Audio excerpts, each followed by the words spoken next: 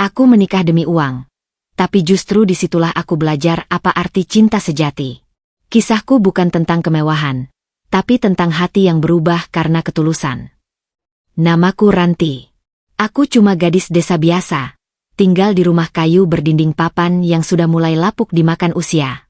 Hujan sedikit saja, air sudah mulai menetes dari atap. Hidup kami pas-pasan. Ayahku sudah lama meninggal karena kecelakaan saat bekerja di proyek bangunan di kota. Sejak itu, ibuku banting tulang menjadi buruh cuci demi menyambung hidup kami. Aku, sebagai anak sulung, mencoba membantu sebisa mungkin. Kadang ikut menanam padi di sawah milik tetangga, kadang membantu di warung Bu Lilis hanya untuk mendapat nasi bungkus. Tapi tetap saja, hidup kami keras. Utang keluarga kami terus bertambah. Bukan karena kami berfoya-foya, tapi karena ibuku sakit-sakitan. Kata dokter, ginjalnya lemah dan butuh cuci darah rutin. Biaya itu yang membuat kami menggali lubang dan menutup lubang. Adikku, Dika, masih duduk di bangku SMP. Dia anak yang pintar, tapi aku takut dia harus berhenti sekolah karena tak sanggup beli seragam atau bayar uang SPP. Suatu malam, saat kami sedang makan nasi jagung dengan sambal garam, datanglah tamu tak terduga, Pak Bima. Ia datang dengan mobil besar hitam mengilap. Aku hampir tak percaya dia mengetuk pintu rumah reot kami. Dia adalah juragan sawit terkaya di desa ini. Orang bilang tanahnya sampai berhektar-hektar, rumahnya megah, dan tabungannya tak habis 7 turunan. Aku gugup saat menyambutnya. Ia duduk dengan tenang di ruang tamu, sesekali menatap ibuku yang berusaha menyembunyikan batuknya. Saya datang bukan untuk sombong, Bu, katanya pelan. Saya tahu kondisi keluarga ini. Saya tahu Bu Ratmi sakit, dan utang keluarga ibu di warung serta koperasi desa sudah menumpuk. Saya siap melunasi semuanya. Tapi, saya ingin Ranti menjadi istri saya. Dunia seolah berhenti. Aku merasa seperti di cerita sinetron. Menikah? Dengan Pak Bima? Dia 20 tahun lebih tua dariku. Kami bahkan tak pernah berbincang lebih dari sekadar salam di jalan. Aku melihat ibu. Matanya berkaca. Dia tidak menjawab. Mungkin karena tahu, dalam diamnya, dia menyerahkan keputusan itu padaku. Malam itu aku tak bisa tidur. Aku berpikir keras. Menikah demi uang, demi menyelamatkan keluargaku? Tapi, bagaimana dengan perasaanku? Apakah ini jalan keluar? Atau jalan menuju kehancuran batin? Aku tahu satu hal. Jika aku tak melakukan sesuatu, ibuku bisa mati perlahan. Dan adikku akan kehilangan masa depan. Dan akhirnya, dengan hati yang masih penuh tanda tanya, aku mengangguk. Saya bersedia, kataku pelan. Tapi dalam hati, aku berbisik, maafkan aku, cinta. Pernikahanku dengan Pak Bima digelar sederhana. Tak ada gaun putih berenda, tak ada pelaminan megah, tak ada senyum lepas dari hatiku. Yang hadir hanya penghulu, beberapa tetua desa, dan tangis diam-diam di balik selendang ibuku. Senyum yang ia paksakan malam itu bukan karena bahagia, tapi karena lega. Lega karena utang lunas, karena hidup kami mungkin tak akan semenderita kemarin. Aku duduk di samping Pak Bima, lelaki yang kini sah menjadi suamiku. Tapi jujur, hatiku masih asing. Setiap kali ia bicara padaku, aku hanya mengangguk. Setiap ia menyentuh tanganku, aku menahan napas. Ia tak pernah memaksaku. Bahkan malam pertama kami, ia memilih tidur di sofa kamar yang sama. Katanya, aku bukan lelaki yang butuh istri, aku butuh teman hidup. Aku tahu kamu belum siap. Aku bisa menunggu. Itu membuatku makin bingung. Mengapa lelaki sebaik itu justru membuatku merasa bersalah? Hari-hari berlalu. Aku hidup dalam rumah megah yang dulu cuma kulihat dari kejauhan. Ada lemari es penuh makanan, kamar mandi bersih, bahkan baju-baju mahal yang dibelikan Pak Bima. Tapi yang paling menyakitkan adalah rasa sepi. Karena seberapapun mewahnya tempatku tinggal, hati ini masih terasa miskin. Aku rindu sawah. Rindu suara ayam tetangga. Rindu ibu.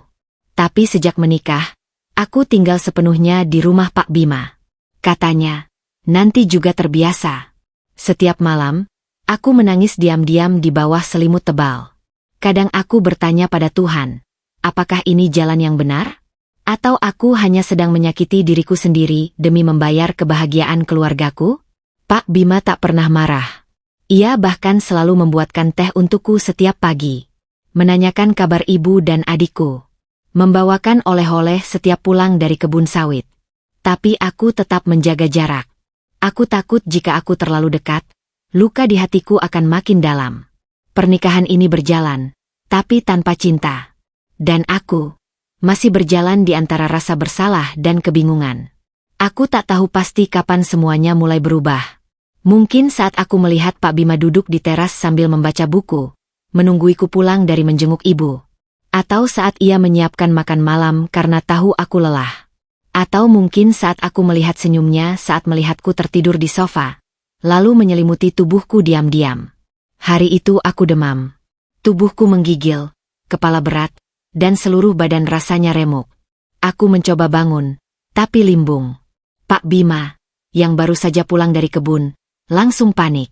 Tanpa pikir panjang, ia menggendongku seperti anak kecil. Membawaku ke mobil, dan langsung menuju klinik terdekat. Di sepanjang perjalanan, ia terus memegang tanganku. Matanya tak lepas dari wajahku. Kamu nggak sendiri, Ran. Nggak akan pernah sendiri, katanya pelan, tapi dalam. Kata-kata itu terus terngiang di kepalaku. Saat aku membuka mata di ruang perawatan, aku melihatnya tertidur di kursi sambil masih menggenggam tanganku. Ada rasa hangat yang aneh di dada. Untuk pertama kalinya, aku merasa nyaman. Setelah hari itu, aku mulai memperhatikan hal-hal kecil. Cara dia menatapku saat aku tersenyum. Cara dia melipat selendangku yang tertinggal di kursi. Cara dia diam-diam menaruh surat kecil di meja makan, berisi kalimat sederhana. Terima kasih karena bertahan di sisiku. Aku mulai bertanya pada diri sendiri. Apakah mungkin cinta datang setelah pernikahan?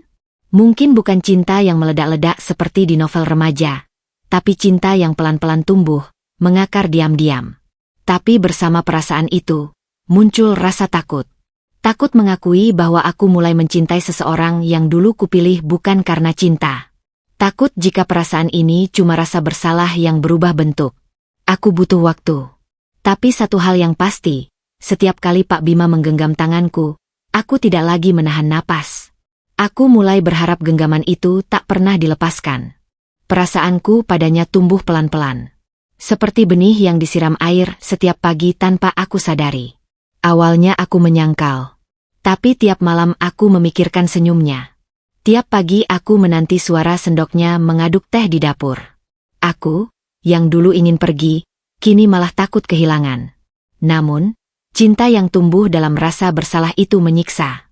Setiap kali aku melihat wajahnya, aku teringat alasan kenapa dulu aku menikah dengannya. Demi uang. Aku merasa seperti penipu. Aku takut bila aku mencintainya, aku sedang mengkhianati diriku sendiri.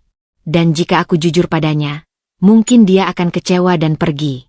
Aku memendam semuanya. Tapi tubuhku tak bisa bohong.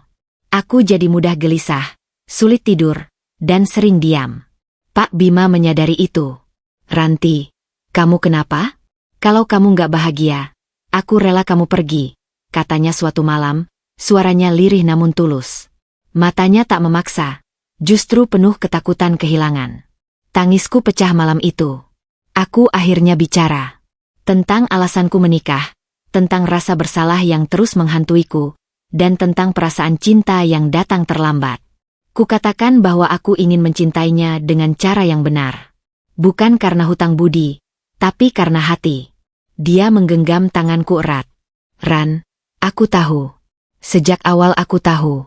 Tapi aku tetap memilih kamu. Karena aku tahu, cinta bukan soal dari mana kita mulai, tapi bagaimana kita memilih untuk tetap tinggal. Malam itu adalah malam paling jujur dalam hidupku. Dan untuk pertama kalinya, aku tidur dalam pelukannya. Bukan karena kewajiban sebagai istri, tapi karena aku merasa aman dan dicintai. Sejak itu, hubungan kami berubah. Aku tak lagi menahan senyum, tak lagi menahan tawa. Aku mulai memanggilnya bukan hanya Pak, tapi Mas Bima. Nama yang ia sendiri katakan membuat hatinya hangat. Ia memperkenalkanku dengan bangga sebagai istrinya ke semua rekan bisnisnya. Dan aku, untuk pertama kali, bangga berdiri di sampingnya, bukan sebagai gadis desa yang diselamatkan, tapi sebagai wanita yang memilihnya dengan hati. Cinta, ternyata, tak harus datang di awal. Kadang, ia tumbuh dari kejujuran dan penerimaan. Dan aku belajar bahwa memaafkan masa lalu adalah kunci mencintai dengan utuh di masa depan. 3 tahun sudah berlalu sejak hari aku mengatakan yang sejujurnya pada Mas Bima. Dan sejak hari itu, kehidupan kami berubah seperti musim yang beralih dari dingin menuju hangat. Perlahan tapi pasti, cinta kami berkembang, bukan dari paksaan atau kewajiban, tapi dari kebersamaan yang tulus. Setiap pagi, aku bangun dengan rasa syukur. Dulu, aku bangun dengan beban dan air mata. Kini, aku menyambut mentari bersama secangkir teh buatan suami yang tak pernah berubah cara mencintainya. Mas Bima bukan lagi sosok yang terasa asing, tapi bagian dari hidupku yang membuatku merasa utuh. Kami sering menghabiskan waktu di kebun sawit. Bukan hanya untuk urusan bisnis, tapi untuk menikmati alam, bercakap ringan, bahkan tertawa soal hal-hal sepele. Ia ajarkan aku cara mengenali jenis pohon, cara membaca cuaca lewat langit, dan cara bersyukur lewat hal-hal kecil. Yang paling aku syukuri adalah hubungan kami dengan ibu dan adikku. Ibu sekarang rutin menjalani perawatan tanpa kekhawatiran soal biaya. Dika sudah masuk universitas, dan ia sering bilang kalau Mas Bima adalah sosok ayah yang tak pernah ia punya. Kami kadang duduk bersama di teras rumah, menonton matahari terbenam sambil tertawa. Aku tak lagi merasa seperti perempuan yang menjual masa depannya demi uang. Aku adalah perempuan yang mengambil keputusan sulit, namun berhasil mengubahnya menjadi kisah indah. Hidupku tidak sempurna. Masih ada konflik kecil, masih ada perbedaan. Tapi cinta yang kami punya bukan cinta penuh drama, melainkan cinta yang membumi. Cinta yang hadir dari pengorbanan, penerimaan, dan kejujuran. Dan untuk kamu yang sedang bingung, yang merasa hidup tak berjalan sesuai rencana, percayalah, terkadang jalan yang terjal bisa membawamu ke taman terindah. Cinta sejati tak selalu datang di awal cerita. Tapi ia akan datang, jika kamu mau membuka hati. Aku, Ranti, gadis desa yang dulu hanya ingin menyelamatkan keluarga, kini punya kisah cinta yang tak pernah kubayangkan. Dan kisahku ini, mungkin bukan tentang menikah demi uang, tapi tentang bagaimana cinta sejati bisa tumbuh, dari ketulusan yang datang belakangan.